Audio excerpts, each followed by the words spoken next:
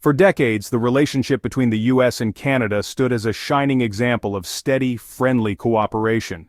The creation of NAFTA built one of the world's largest free trade zones, driving economic growth for both nations. But everything changed when President Trump arrived. He viewed trade as a zero-sum game, blaming NAFTA for lost American jobs and vowing to disrupt the old order. Almost overnight, Canada went from being America's reliable ally to a supposed rival, accused of exploiting the US. The Trump administration threatened harsh tariffs and the end of NAFTA, sending shockwaves through Ottawa and rattling Canada's trade-dependent economy. Suddenly, Canadian leaders faced a tough dilemma. How do you protect your economy when your top trading partner might walk away? Trump's approach was aggressive and highly visible, issuing threats and demanding a renegotiation. The old sense of stability vanished, replaced by anxiety and a race to find bold new answers. Canada had to rethink its entire economic strategy, searching for fresh solutions in a suddenly unpredictable world.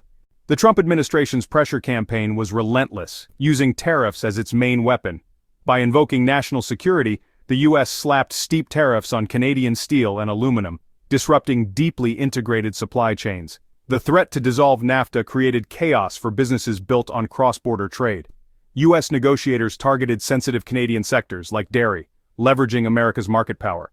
Public threats and social media amplified the sense of crisis, making it clear Canada must concede or face economic pain.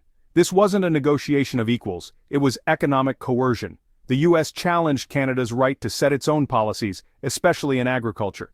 Canada was forced to choose, capitulate, or endure severe disruption. The stakes were nothing less than the future of Canada's economy. Facing US hostility, Canada made a strategic pivot, diversify trade beyond America.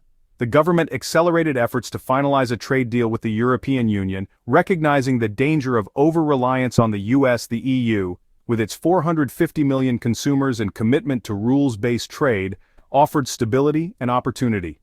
Deepening ties with Europe became a national priority, not just a policy goal.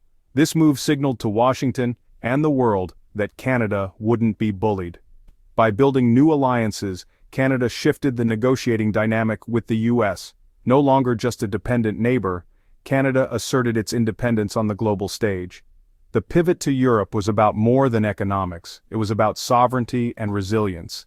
Canada wasn't abandoning the US, but it was rebalancing its future. This bold step would reshape Canada's economic trajectory for years to come. The Comprehensive Economic and Trade Agreement, or CEDA, became the centerpiece of Canada's pivot to Europe. Eliminating tariffs on 98% of goods, CEDA made Canadian products more competitive in Europe and vice versa. The deal opened markets for services and government procurement, creating new opportunities for Canadian businesses. CEDA established clear rules for investment and intellectual property, reducing uncertainty and red tape. Canadian companies gained confidence to invest and expand in Europe. The agreement turned Europe into a real functioning alternative to the US market. Canadian seafood, beef, and other exports found new buyers, while European goods became more accessible at home.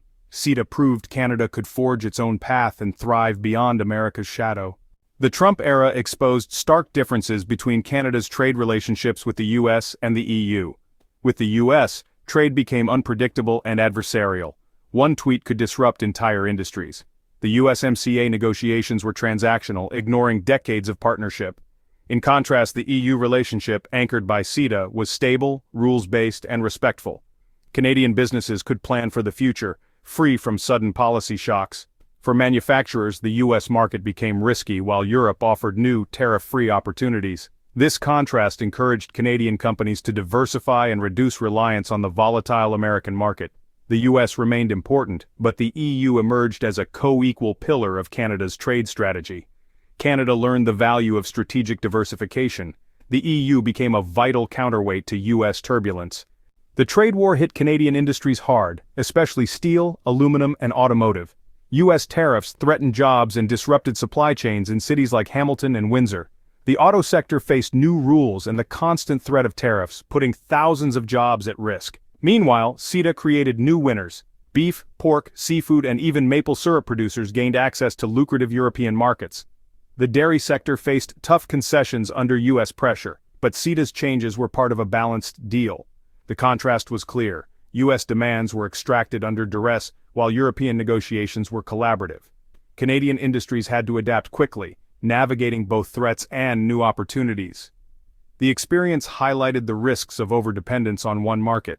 Diversification became a survival strategy. Canada's economic path was now defined by resilience and adaptability. Trade disputes had real consequences for Canadian families.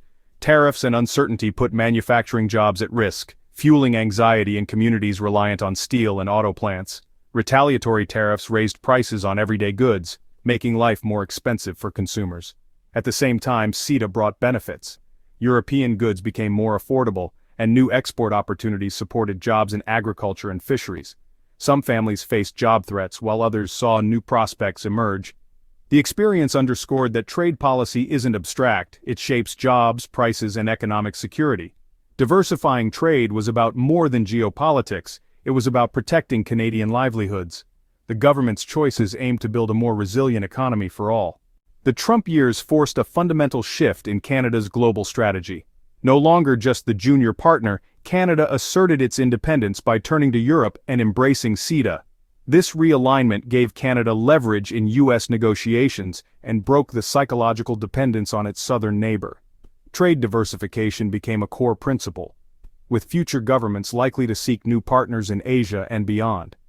Canadian businesses now think globally, not just about the US market. The result, a more resilient, dynamic economy less vulnerable to political shocks. The US remains important, but Canada stands more confidently on the world stage. Smart, strategic diplomacy, not confrontation, flipped the script. Canada built a stronger foundation for its future. The country, its people, and its economy are now more secure and sovereign than ever before.